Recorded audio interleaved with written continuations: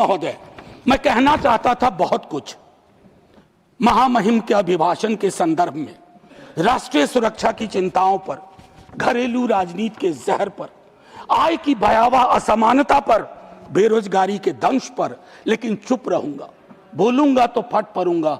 आप में से कई लोग साथ में फट पड़ेंगे और वह सत्ताधीशों को नागवार गुजरेगा जो कभी इधर हैं कभी उधर हैं, क्योंकि वे खौफ खाते हैं छात्र युवाओं के सवालों से ही नहीं बल्कि अप्रकाशित पुस्तकों के पन्नों से भी।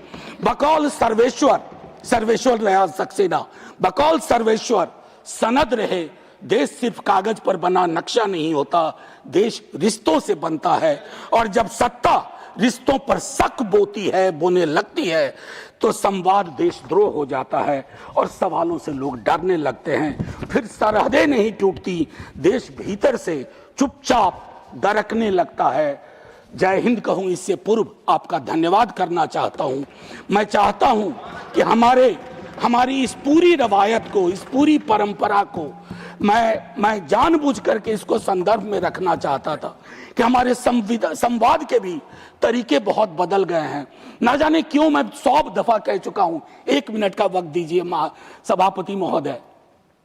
ना जाने मैं क्यों एक सांसद के रूप में महसूस करता हूं कि हम एक दूसरे से दुश्मनी की जुबान में क्यों बात करते हैं।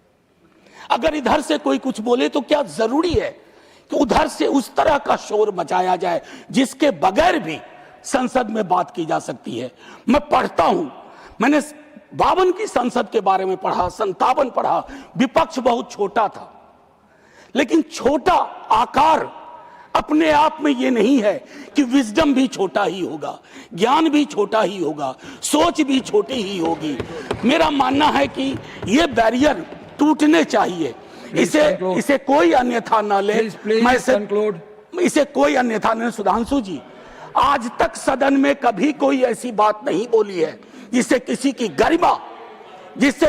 गरिमा पर चोट पहुंचे। क्योंकि इस सदन में आया था तो नेहरू, प्रोफेसर हीरेन मुखर्जी, मीनू मसानी, राम मनोहर लोहिया को पढ़ के आया था। मैं चाहता हूं मेरा सदन जब कल को चर्चा हो तो वो नाम पुराने नहीं लगे, बासी ना लगे, उन नामों को लोग आज भी अंगीकार कर सकें। जय हिंद।